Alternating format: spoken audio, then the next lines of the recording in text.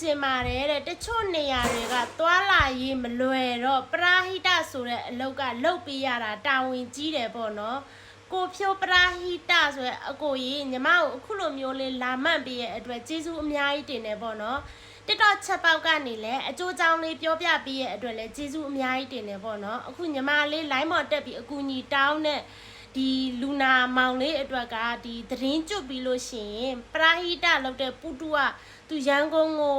ကုတ်ပေးမယ်လို့တော့သူပြောထားရပေါ့နော်အဲ့တော့ပထမဦးဆုံးညီမကဒီ line ပေါ်တက်ပြီးအကူအညီတောင်းလိုက်တာညီမဒီလှိုင်းတရာကိုကြီးနဲ့ပူတူရဲ့နာမည်လေးကိုအဲ့လိုမျိုးပါဇက်ကနေပြောပြီးတော့အကူအညီတောင်းလိုက်တာပေါ့နော်အဲ့ဒီချိန်မှာအဲ့ဒီဗီဒီယိုလေးကလည်းဝိုင်းဝန်းပြီး share ပေးကြတယ်ကွန်မန့်ထဲမှာအကြံနေပေးကြတယ်ဆိုတော့နည်းနည်းလူကြည့်များသွားတယ်ပေါ့နော်အဲ့ဒီချိန်မှာညီမအရင်ဆုံး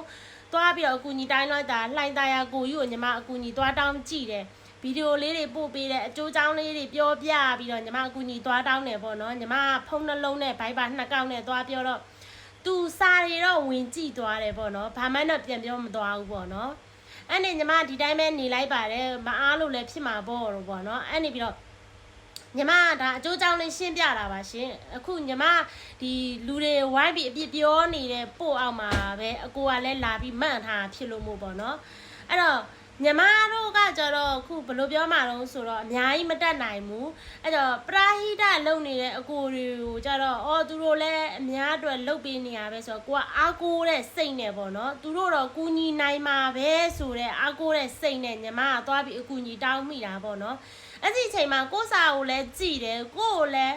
ဘာမှလည်းအကျိုးအကြောင်းလေးတောင်တစ်ချောင်းတောင်ပြန်မပို့ပါလားဆိုပြီးတော့ညီမစိတ်ဆိုးဝမ်းနဲ့စိတ်နဲ့ညီမအခုညီမကိုအပြစ်ပြောနေတဲ့ပို့လေးကိုတင်လိုက်တာပေါ့နော်အဲ့ဒါလည်းညီမဒီစိတ်ဆိုးဝမ်းနေတဲ့ချိန်မို့လို့တာအတန်ကအတက်ကြမညီတာပေါ့နော်ဘာလို့တော့ဆိုတော့အပြစ်ပြောတာလည်းမဟုတ်ဘူးညီမကဒီလိုမျိုးကိုအတ္တကြောက်ပေါ့နော်အဲ့လိုမျိုးလှူကိုလှူရပါမယ်ဆိုရင်စိတ်ထားမျိုးနဲ့လည်းမဟုတ်ဘူးပေါ့နော်အစင်ပြေဤမပြေဤအကျိုးကြောင်းလေးတော့ပြောစီခြင်းတယ်ဘာလို့လဲဆိုတော့ကိုကအားကိုတကြီးနဲ့သွားပြီးအကူညီတောင်းတာလေဟုတ်တယ်မို့လားကိုစာကိုဝင်ကြည့်တယ်မအားလို့မို့သဘောတရားအနေနဲ့မနက်ပိုင်းဝင်ကြည့်လိုက်တယ်မအားလို့ညနေပိုင်းလောက်နောက်ဆုံးဒီနေ့မအားလို့နောက်ရက်ကြရင်တော့ညီမအထင်တော့ပြန်သိတယ်လို့ညီမထင်တယ်ပေါ့နော်ကိုအားကိုတကြီးနဲ့လာအကူညီတောင်းတာလေဟုတ်တယ်မို့လားဘာပဲနေညီမအသိပါတယ်သူတို့ကိုယ်တိုင်မလာနိုင်မှုမသွားနိုင်မှုဆိုတာလဲညီမလက်ခံတယ်ညီမတို့ဘက်ကကြတော့နယ်လဲဝေးတယ်နောက်ပြီးတော့အသွားလာလမ်းကြောတွေလည်းအဆင်မပြေဘူးဖုန်းလိုင်းတွေလည်းမမိဘူးအင်တာနက်လိုင်းတွေမမိဘူးဆိုတာလည်းညီမသိတယ်ဒါပေမဲ့သူ့ဗီဒီယိုလေးကိုတင်လိုက်လို့အကူငွေလေးရလို့ရှိရင်ပေါ့နော်လှူငွေလေးရလို့ရှိရင်ဒီနီးစက်တဲ့ညီမတို့ကြတော့ရွာမုံဝါမျိုးကိုတက်ကူကြတာလေမုံဝါမျိုးကိုတက်ကူလို့ရှိရင်ရတယ်ဆိုတဲ့အတွေးလေးနဲ့ညီမကိုအလှခံလို့ရှင်ကိုကဘယ်သူမှယုံကြည်ပြီးလှူခြင်းမှလှူကြမှာဒီပရာဟိတလုပ်နေတဲ့အကိုတွေအလှခံမယ်ဆိုရင်တော့အလှငွေလေးကတော့ရမှာပဲဆိုတဲ့မျှော်လင့်ချက်လေးနဲ့ပေါ့နော်ညီမတို့ကျတော့အလုံးစုံတက်နိုင်မှာညီမတို့ကျတော့3သိန်း5သိန်းပဲညီမတို့ကလှူနိုင်တယ်အဲ့ဒီတက်ပို့ပြီးညီမတို့ကမလှူနိုင်ဘူးအခုလူနာက तू ကလိုအပ်နေရ तू ကခေါင်းထဲမှာအုတ်ခွန်ကခွဲထည့်ထားတဲ့ဟာ तू ကဓာတ်မှန်နေရိုက်ရမယ်ပြန်အထဲမှာဘာတွေဖြစ်နေလဲသိအောင်ဓာတ်မှန်ရိုက်ရမယ်ခွဲစိတ်ရမယ်အဲ့လိုမျိုးတွေဆိုတော့ကိုရဲ့ခုခါကြတော့မကုန်မအောင်ဆိုလို့ရှင်40 50လောက်ကုန်မယ်လေနော်အဲ့ဒါကြောင့်မလို့ညီမကလည်းသူ့အတွက်လေးရလို့ရများဆိုပြီးတော့ညီမ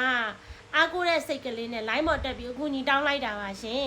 100% ကြီးလှူရပါမယ်ကူညီရပါမယ်လို့ညီမမဆိုလိုပါဘူးဒါပေမဲ့ညီမရဲ့အားကိုးခြင်းစိတ်ကလေးနဲ့ညီမအကူညီတောင်းလိုက်တာပေါ့နော်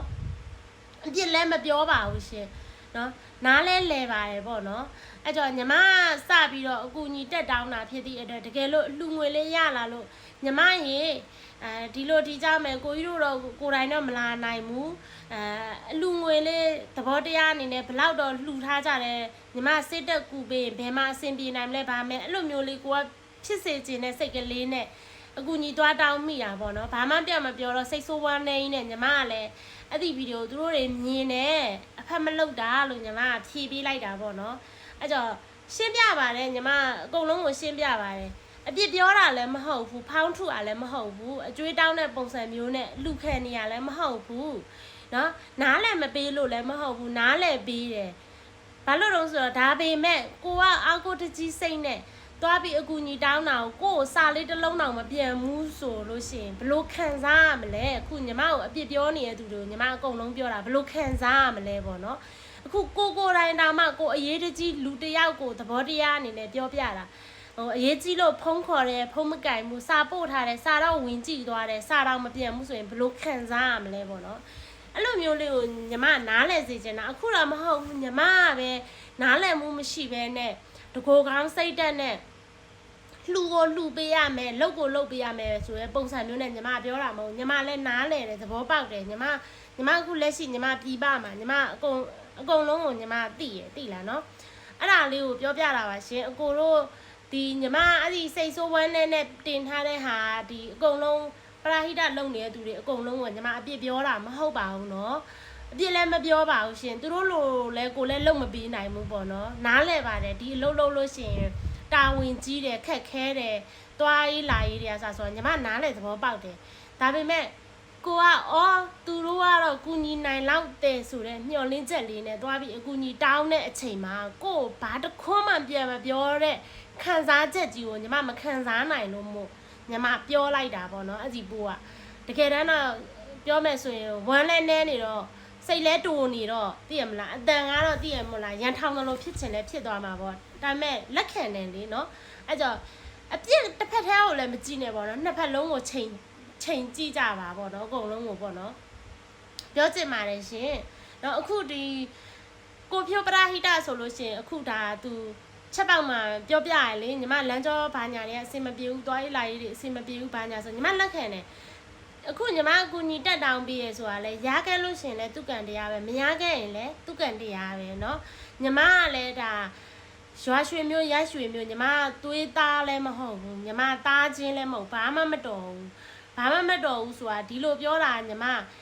ဘယ်လိုပြောမှာရိုင်းတဲ့စကားကိုညီမပြောတာမဟုတ်ဘူးသဘောတရားကိုပြောပြတာเนาะညီမကလည်းဂျားတွေကနေပြီးတော့မကြည့်ရလို့မို့လူငယ်လေးတယောက်ဒီလိုမျိုးဖြစ်နေတာဒီလိုခွဲစိတ်ပြီးကူးလိုက်လို့ရှင်เนาะတေချာပေါက် 100% ပြန်ကောင်းသွားမှာလူကောင်းတယောက်ပြန်ဖြစ်သွားမှာဆိုတာကိုသိလို့မို့ညီမကလည်းဂျားတွေကနေဝင်တက်တင်ပေးလိုက်တာပါเนาะတကယ်လို့သူ့အနေနဲ့သူနောက်ဆုံးဒီတိုင်းနဲ့သွားပြီးနောက်ဆုံးသူလောက်သွားရင်တောင်မှညီမတို့ကတွေးသားတော်တာမဟုတ်ဘူးလေအဲ့ကြတော့ညီမကိုအပြစ်ပြောနေတဲ့သူတွေအကုန်လုံးကိုဒီကိုဖြိုးနဲ့အတူပေါ့နော်ညီမလေးရှင်းပြလိုက်ခြင်းမှာနောက်တော့ညီမဒီသူတို့ဝေဖန်တာတွေသူတို့အပြစ်ပြောနေရတွေသူတို့ပြောဆိုနေရတွေကိုလည်းညီမလိုက်ပြီးခံစားတော့မှာမဟုတ်ဘူးပေါ့နော်အဲ့တော့သတင်းကြုတ်ပြီးလို့ဒီပုတုကနေပြီးတော့ညီမလေးကိုဆက်သွယ်လာတဲ့ဆိုလို့ရှိရင်လည်းညီမဘက်ကနေညီမတက်နိုင်တဲ့လောက်ညီမလှူနိုင်တဲ့လောက်ညီမရွာကလူတွေညီမတို့ဒီနီးစပ်တဲ့သူတွေနဲ့ညီမအဲ့လိုမျိုးလုပ်ပေးလိုက်မှာပေါ့နော်ကျေးဇူးအများကြီးတင်ပါတယ်ရှင်ပြောမဆုံမတွေရှိရဆိုလို့ရှိရင်လည်းနားလည်ပေးကြပါခွင့်လွတ်ပေးကြပါပေါ့နော်တောင်းပန်လိုက်ပါတယ်ဒီပို့လေးနဲ့ပရာဟိတလုပ်နေတဲ့သူတွေအကုန်လုံးကိုလည်းအပြစ်တင်တာမဟုတ်ပါဘူးရှင်